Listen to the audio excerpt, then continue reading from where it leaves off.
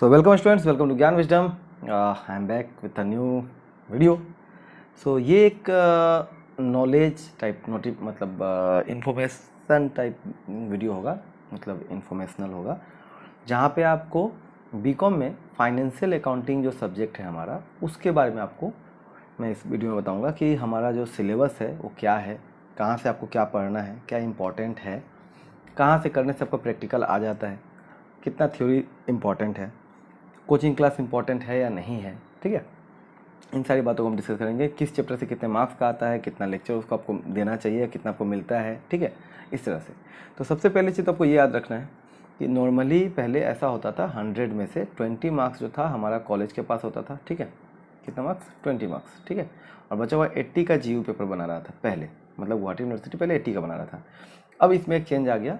इस 100 में से अब इसमें थोड़ा सा ऐसा चेंज कर दिया गया, 100 में से 10 मार्क्स का जो है वो कॉलेज अब एक प्रैक्टिकल एग्जाम लेगा रिगार्डिंग टेली. ठीक है, जो कि टेली आपके कोर्स में है, भले ही आपके कॉलेज में कराए या ना कराए या जैसे भी कराए, लेकिन 10 मार्क्स उसी को दिया गया है.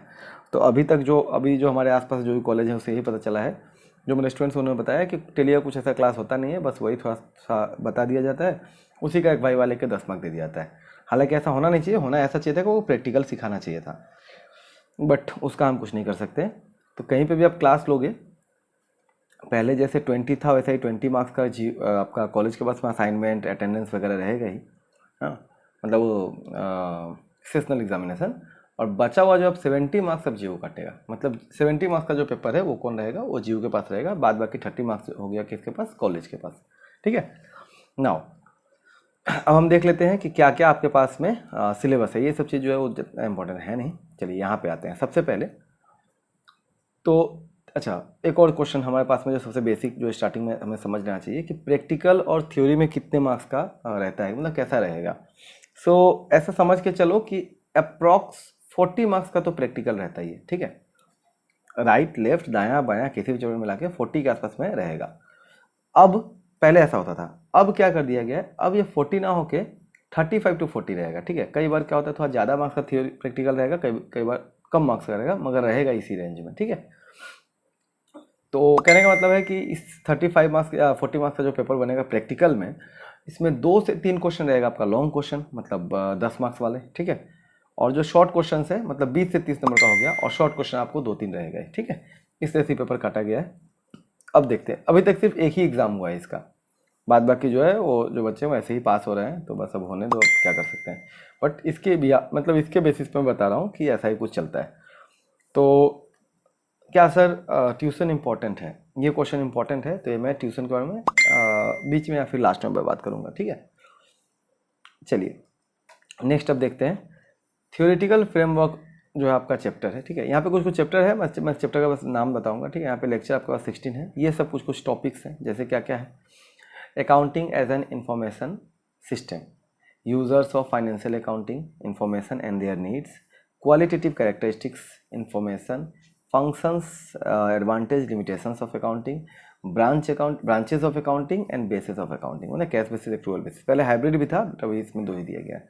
तो ये सब कुछ नहीं है, ये आपने जो HS फर्स्ट ईयर में जो आपने पढ़ा था वही है. ठीक है, बस क्या होगा, पहले फर्स्ट ईयर में इसमें से सिर्फ 2 मार्क्स वाला क्वेश्चन में काटा जाता था, या कभी कभी 3-4 मार्क्स में काट देता था. आज का इसमें जब आएगा आपके पेपर में तो ये डायरेक्ट आपको 5 to 10 मार्क्स के लिए पूछेगा. ठीक है, कोई भी चीज़. नेक्स्ट आता है नेचर ऑफ अकाउंटिंग, जो आपका अकाउंटिंग प्रिंसिपल्स के ऊपर चैप्टर 2 था आपका HS फर्स्ट ईयर में. तो उससे क्या हुआ, एंटिटी क्या होता है, मनी मेजरमेंट क्या है, गोइंग कंसर्न क्या है, कॉस्ट रियलाइजेशन एक्रूवल, ये सब जो कॉन्सेप्ट्स है, prudence, concept of prudence, consistency, हाँ, मेटेरियलिटी एंड फुल डिस्क्लोजर, ये सारा का सारा जो क्या आपका कॉन्सेप्ट है ना, प्रिंसिपल्स है. तो ये प्रिंसिपल्स के ऊपर में जो है मॉडिफाइड प्रिंसिपल्स हो या जो भी प्रिंसिपल्स हो वो सब आपको पूछा जाता है. ठीक है, देन अकाउंटिंग स्टैंडर्ड पहले भी था अभी भी है. तो यहाँ पे कॉन्सेप्ट, नीड, ऑब्जेक्टिव, प्रोसीजर जो है बार बार पूछा गया. Procedure of issuing accounting standard in India, ये बहुत बार पूछा गया. ठीक है, then silent feature of first time adoption of IAS, मतलब Indian accounting standard. Then silent feature of Indian accounting standards AS1, 2, 16 और AS9. तो ये सब जो है ये आपको पार्टिकुलरली दिया गया. तो कई बार क्वेश्चन में ऐसे बोल देगा कि what are the silent features या साइलेंट फीचर्स या important features of accounting standard 16 और 2 और 1, इस तरह से. ठीक है, तो मतलब इसको आपको थोड़ा ज़्यादा ध्यान से देखना है, ठीक है। Then international financial reporting standard क्या है, IFRS, ठीक है। नीट प्रोसीजर क्या है, कैसे इशू होता है वो सब। ये हो गया आपका टोटल का टोटल क्या, चैप्टर 1 और 2 जो आपने HS फर्स्ट में पढ़ा होगा वही सब यहाँ पे, बस यहाँ पे अकाउंटिंग स्टैंडर्ड को थोड़ा ज़्यादा इंपॉर्टेंस दिया गया है। तो ये आपको पूरा थ्योरी है, आपको पढ़ना ही पड़ेगा, ठीक है। नेक्स्ट अब आते हैं कंप्यूटराइज अकाउंटिंग। ये अगेन टोटली जो है आपका क्लास 11 में जो आपने लास्ट में पढ़ा होगा वो चीज़ यहाँ पे कि मीनिंग हो गया, कंपोनेंट्स, एडवांटेज, ठीक है। मैनुअल और कंप्यूटराइज अकाउंटिंग का डिफरेंस हो गया, टाइप्स और अकाउंटिंग पैकेज सॉफ्टवेयर, ठीक है। Advantage, disadvantage, Tally. अब यहाँ पे टेली पे ज़्यादा फोकस दिया जाएगा आपके कॉलेज में, क्योंकि ये सब तो आपने पहले ही पढ़ रखा है, तो ये सब आपका कम रहेगा, टेली पे ज़्यादा फोकस रहता है, ठीक है। तो जो आपका थ्योरी क्वेश्चन है ना कहीं यहीं से पूछा जाता है, ठीक है। और टेली जो आपका प्रैक्टिकल में आ जाता है। 1-2 मार्क का fill in the blanks true false पूछ सकता है टेली में शॉर्टकट की के ऊपर, बट नॉर्मली जो मेन जो है आपका एग्जाम में इससे ही पूछा जाएगा, ठीक है, थ्योरी। और ये जो है टेली जो है ये आपका कितने मार्क्स के लिए रहेगा, 10 मार्क के लिए रहेगा, 6 लेक्चर इसके टेली के ऊपर दिया जाएगा, ठीक है। ये हो गया आपका totally theory part, theoretical part. अब प्रैक्टिकल जो है वो क्या है, मतलब प्रैक्टिकल सम्स टाइप जो क्वेश्चन है वो क्या है, ठीक है। तो देखो सम्स में पहले का जो फाइनेंशियल अकाउंटिंग था उसमें था हायर परचेज हुआ करता था, रॉयल्टी अकाउंट हुआ करता था, ये सब चीज़ था, और भी कुछ कुछ था, दिमाग से भी निकल चुका है। अभी वाले में क्या कर दिया गया कि एक तो ला दिया गया नया चीज़, मेजरमेंट ऑफ बिजनेस इनकम, ठीक है। तो इसका जो हम सब्जेक्ट देखेंगे, टॉपिक देखेंगे, वहाँ पे आपको अच्छी तरह समझ में आएगा, ठीक है। कुछ कुछ यहाँ पे आपको रेफरेंस दिया गया क्या क्या है, जैसे कि कैपिटल रेवेन्यू एक्सपेंडिचर क्या होता है जो आपने पहले ही पढ़ा हुआ ना, capital receipt, revenue receipt, capital expenditure, revenue expenditures. Then recognition of income as per AS9, तो AS9 के बारे में हमको यहाँ पे पढ़ना है। देन वैल्यूएशन, इन्वेंट्री वैल्यूएशन के बारे में पढ़ना है। इन्वेंट्री वैल्यूएशन में क्या होता है, बेसिकली लीफो फीफो वाला बात आता है, ठीक है। Last in first out, first in first out, ये सब के आपको बताया जाएगा। एवरेज मेथड, ये सब। तो इसके बारे में हमको ज़्यादा नहीं, बस 1 से 2 लेक्चर मिलेगा। 5 मार्क का एग्जाम होने से बन सकता है, बट बहुत कम चांस है, नहीं बनता है, अभी तक तो जो है उसमें नहीं बना है, ठीक है। बट क्लास करना है। नाउ फाइनल अकाउंट, ये आपके लिए अच्छा रहेगा, ये नया लाया गया है और आपके लिए बहुत ही अच्छा है, बीकॉम वालों के लिए बहुत ही बेटर है, क्योंकि वो आप लोगों ने ऑलरेडी HS फर्स्ट ईयर में जो पढ़ा था सोल प्रोप्राइटर का फाइनल अकाउंट, और सेकेंड ईयर में आपने जो पढ़ा था उन दोनों को जोड़ के आपको यहाँ पे दिया गया है। सो कहने का मतलब सोल प्रोप्राइटरशिप और पार्टनरशिप, इन दोनों का फाइनल अकाउंट आपको यहाँ पे पढ़ना है। एग्जाम में क्या किया गया है, अभी तक जो है मैं वो बता रहा हूँ, ठीक है। आगे जाके क्या होगा किसी को नहीं पता, बट अभी इन दोनों में और दे दिया गया था, ठीक है, कि आइदर आप सोल प्रोप्राइटर करो या फिर पार्टनरशिप का करो, आपके ऊपर है। तो और देकर लास्ट एग्जाम में हुआ, ठीक है। अब आता है मेन कहानी, जहाँ पे आपका सरदर्द स्टार्ट होता है। यहाँ तक थ्योरी है, तो मैं एक तरह से अगर कहूँ कि if you want to score only 30 और 40 और अप्रॉक्स और नियर बाय दिस नंबर्स, उस केस में आपको ट्यूशन लेने का कोई जरूरत नहीं है, ठीक है। But if you want to score out of 100 और out of I can say 70, अगर आप 70 के ऊपर आप कर रहे हो कि 70 में से अगर आप 50+, ठीक है, 70, 65 ऐसे मार्क्स अगर लाने चाहते हो, तो आपको यहाँ पर ट्यूशन लेना चाहिए, क्लास लेना चाहिए, ठीक है। कोचिंग क्लास आप कहीं से भी ले सकते हो, उसमें कोई बड़ी बात नहीं है। बस कुछ कुछ चीज़ों का आप ध्यान रखो कि जो टीचर हो एटलीस्ट 5 to 7 ईयर्स एक्सपीरियंस हो कम से कम, ठीक है। ज़्यादा है तो और अच्छा है, ठीक है। एक्सपीरियंस होने के साथ साथ प्रीवियस हिस्ट्री देख लो कैसा है, ठीक है। सर के पढ़ाने का तरीका आपके लिए अच्छा है कि नहीं, ये इंपॉर्टेंट होना चाहिए, ठीक है। कई बार क्या होता है ना कि जो टीचर जो पढ़ाते हैं उनका तरीका बहुत अच्छा होता है, बट स्टूडेंट्स के लिए अच्छा नहीं होता है, स्टूडेंट को बात समझ में नहीं आ रहा है, उस केस में आपके लिए वो बेकार रहेगा, ठीक है। और अगर सर कम ही पढ़ाते हैं बट उतना ही पढ़ाए जितना एग्जाम में पूछा जाए, तो वो बेटर हो, ठीक है। क्योंकि बीकॉम वगैरह के कोर्स में आप बहुत ज़्यादा जान के कुछ नहीं कर लोगे, हाँ, बहुत ज़्यादा जान जाओगे और एग्जाम में कुछ नहीं कर पाओगे, अल्टीमेटली आपका स्कोर अच्छा। बीकॉम कर रहे हो तो याद रखना मिनिमम 60% जो है आज के टाइम में रखो, आज के टाइम में, ठीक है। हमारे टाइम में 55% वाज द रिक्वायर्ड मार्क्स, ठीक है। 55-50 अगर आ गया तो ठीक है, मतलब स्टूडेंट ठीक ठाक था, ठीक है, मतलब ना ज़्यादा अच्छा है ना ज़्यादा खराब है। बट आज के टाइम में 60% अबव आपको जाना ही पड़ेगा, ठीक है। ये मत सोचना कॉलेज के पास 30 है तो आपको टोटल आपको 30 का 60% 18 आपको दे ही दे रहा है, नहीं दे रहा है, ठीक है। कॉलेजेस जो हैं कुछ ही कॉलेज हैं जो अच्छे मार्क्स देते हैं, नहीं तो मार्क्स अच्छा नहीं मिल रहा है। तो कहने का मतलब है टीचर के नज़र में image, class attendance, everything should be at least more than average, ठीक है, अबव एवरेज, एवरेज से ऊपर रखो। चलो अब आते हैं hire purchase, instalment purchase, branch accounting, इन सभी को एक कर दिया गया। पहले क्या था, हायर परचेज और ब्रांच अकाउंटिंग अलग अलग था, और ब्रांच अकाउंटिंग असल में सेकेंड सेम में हम लोग पढ़ाते थे, ठीक है। बट अभी जो है फर्स्ट सेम में ही ला दिया गया है। तो हायर परचेज क्या है, ठीक है, अब ये क्या है कैसे है ये सब मैं डिस्कस नहीं करूँगा। बेसिकली बाइक वाइक जो आप खरीदते होगे ना, हायर परचेज सिस्टम में होता है, ठीक है। हायर परचेज, इंस्टॉलमेंट परचेज, इन सभी का मिक्सचर ही होता है। तो hire purchase, instalment purchase system, इसका मीनिंग, फीचर्स, एडवांटेज, डिसएडवांटेज, ठीक है। देन उसके बाद में मेन आपके लिए क्या है, a journal in the books of buyer, in the books of seller, दोनों ही, ठीक है। देन लेजर अकाउंट्स, ये सारा। बट यहाँ पर excluding default and reposition, reposition default पहले था, अब इसको हटा दिया गया, और इसके जगह पर थोड़ा सा एक नया टॉपिक आ जाएगा, एक दो प्रॉब्लम ही होगा जो उस टाइप का होगा, वो आपको जाएगा, ठीक है। नेक्स्ट मतलब ट्रांसफर करने वाला, मतलब पहले क्या होता था, डिफॉल्ट होने से रिपोजिशन हो रहा था, मतलब कि गाड़ी छीन लिया जाता था, अब उसको ट्रांसफर करने का एंट्री आ गया है, तो वो आपको देखना पड़ेगा। नाउ ब्रांच अकाउंटिंग अगेन पहले था एक चैप्टर, अब इसको इसी में डाल दिया गया है। मीनिंग, नीड्स, ऑब्जेक्टिव वो सब तो रहेगा ही, प्लस अब आपको इसका जो है प्रैक्टिकल देखना पड़ेगा। प्रैक्टिकल क्या, system of dependent branch and their accounting treatments, ठीक है। सो डिपेंडेंट ब्रांच में आपको 3 मेथड मिल रहा है, उन सभी को आपको करना है, ठीक है। नेक्स्ट, और यहाँ पे आपका खत्म हो जाता है, यही आपका सिलेबस है, ठीक है। अब यहाँ पे एक चीज़ इंपॉर्टेंट दे दिया गया कि देखो भाई, आपका जो है मार्क्स जो है ये रहा 70 मार्क्स का पूरा एग्जाम रहेगा, ठीक है, क्योंकि 10 मार्क का जो है प्रैक्टिकल रहेगा कंप्यूटर के ऊपर, ठीक है, जो कि नाम का ही प्रैक्टिकल है अभी तक के लिए, जो मुझे अभी तक इन्फॉर्मेशन मिला है। ये सब चीज़ जो है थ्योरी में ही दे दिया जाता है, मतलब प्रैक्टिकल कैसा है, वो शॉर्ट क्वेश्चन पूछ के वाइवा पूछ के छोड़ दिया जाता है। अगर प्रैक्टिकल अच्छा से कराए तभी तो पूछे ना, बट कॉलेज करा नहीं पा रहे हैं। अच्छा, यहाँ पे दिया गया ये ऑनर्स कोर्स का है, ठीक है, और जो भी मैं बता रहा था रेगुलर कोर्स का था, बट ये मत समझना कि रेगुलर के लिए नहीं रहेगा, रेगुलर ऑनर्स दोनों में सेम ही क्वेश्चन है, सेम ही सिलेबस है, ठीक है। टोटली करिकुलम जो है हमारा, टोटली करिकुलम सेम है, कोई चेंजेस नहीं है। तो इसलिए मैं आपको कहूँगा कि आप एक समझ गए तो दूसरा भी समझ गए, सेम एटीट्यूड, ठीक है। अब देखते हैं, आप लोगों ने मुझे, बहुत लोगों ने मुझे पूछा है कि बुक कौन सा ले, तो बुक आप ले सकते हो जो लोगे क्या, वही है मार्केट में जो अच्छा खासा भी चल रहा है, वो है बीवी दाम का, ठीक है। दाम सर का बुक ले लो, ठीक है, नॉलेज के लिए। बट ट्यूशन क्लास या कोचिंग क्लास एक आपको चाहिए होगा, बिकॉज देखो कुछ भी करने जाओ बट एक क्लास का तो आपको इंपॉर्टेंस रहेगा यहाँ पर, हाँ। और इस सेम में, मतलब फर्स्ट सेम में आपको 2 सब्जेक्ट में आपको क्लास लेना पड़ेगा। एक तो हो गया लॉ, बिजनेस लॉ बोल के आपको मिलेगा वो वाला, और एक हो गया आपका ये क्लास, ठीक है, मतलब फाइनेंशियल अकाउंटिंग। इन दोनों का आपको क्लास लेना पड़ेगा, ठीक है। क्यों, देखो मैं एक बात बता रहा हूँ, एक चीज़ को समझना, फ्यूचर में कहीं भी अगर आप जॉब के लिए जाते हो या कोई भी काम के लिए पढ़ने ही जाते हो, कुछ भी करने जा रहे हो, उस समय आपका एचएस का मार्कशीट नहीं देखेगा, 10th का मार्कशीट नहीं देखा जाएगा, अब बीकॉम का देखा जाएगा, क्योंकि अब बीकॉम कर रहे हो। जब आप एमकॉम करते हो तो उस समय बीकॉम प्लस एमकॉम दोनों ही देखा जाता है। कहने का मतलब ये हुआ कि बीकॉम आपके लिए इंपॉर्टेंट है, और लोग सबसे बड़ा गलती भी यही करते हैं। क्या करते हैं, वो फर्स्ट ईयर सेकेंड ईयर अच्छा पढ़ते हैं, ट्यूशन में पैसा खर्चा करते हैं, बट जैसे ही आता है टाइम बीकॉम का, वो क्या करते हैं, पढ़ाई छोड़ देते हैं, ठीक है, मतलब क्लास छोड़ देते हैं, और ये बहुत ही बड़ी गलती है। और जाकर लास्ट में बीकॉम जो है एवरेज से पास होते हैं।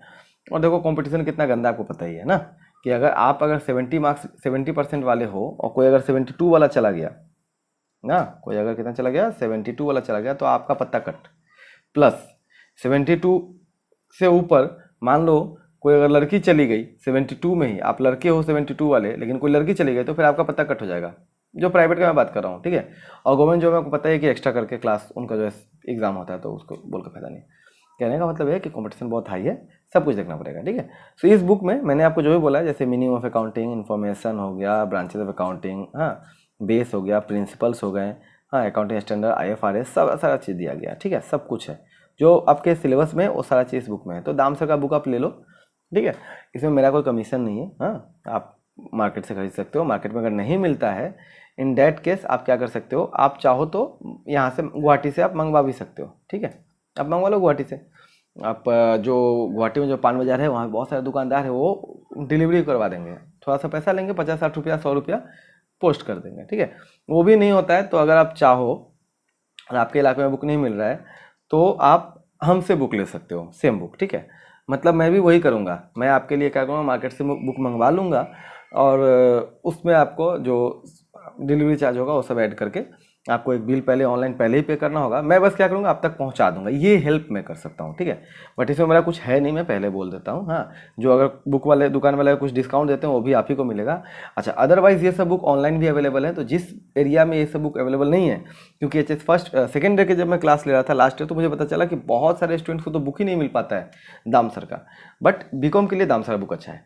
इसके अलावा आप चाहो तो और भी अदर बुक्स फॉलो कर सकते हो, बट आप ये देख लेना कि ये सारे जो आपका सिलेबस जो है, करिकुलम में जो भी चीज़ है वो सब होना चाहिए, ठीक है। अच्छा, सेकेंड ऑप्शन आपके पास एक और होता है, वो होता है डिब्रूगढ़ यूनिवर्सिटी DU का, ठीक है। बट अगेन वहाँ का और यहाँ का सिलेबस में डिफरेंस आ जाता है, तो मैं कहूँगा कि यही बुक अच्छा है, आप यही ले लो, ठीक है। सो मैंने जहाँ तक हो सके ये सब बताने का ट्राई किया है। मैं अभी चैप्टर के अंदर क्या है वो मैं नहीं गया हूँ, ठीक है। जैसे हायर परचेज के अंदर में क्या है वो सब मैं नहीं गया हूँ, इंस्टॉलमेंट परचेज हो गया या फिर यहाँ पे GST का हो गया, ब्रांच के अंदर क्या है वो सब मैं नहीं गया हूँ। मैं जस्ट आपको बताया कि आपका सिलेबस में है क्या क्या, ठीक है।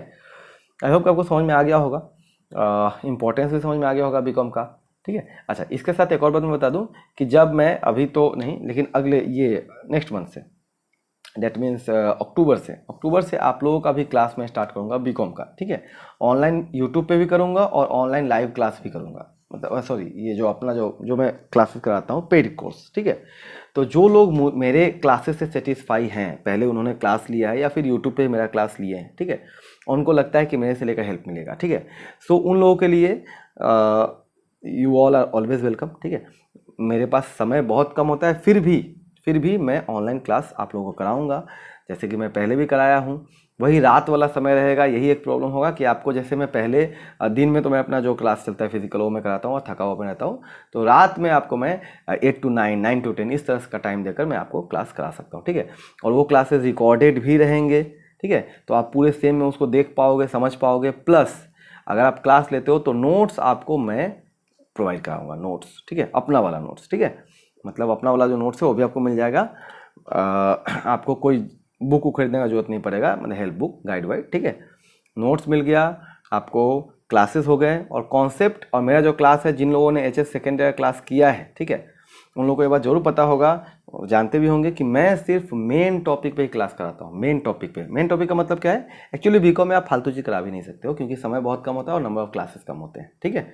हम वीक में 2 क्लास देते हैं एक सब्जेक्ट का, मतलब मंथ में हुआ 8 क्लास, और 6 महीना क्लास भी नहीं चलता है, मुश्किल से 4 से 5 महीना ही चल पाता है।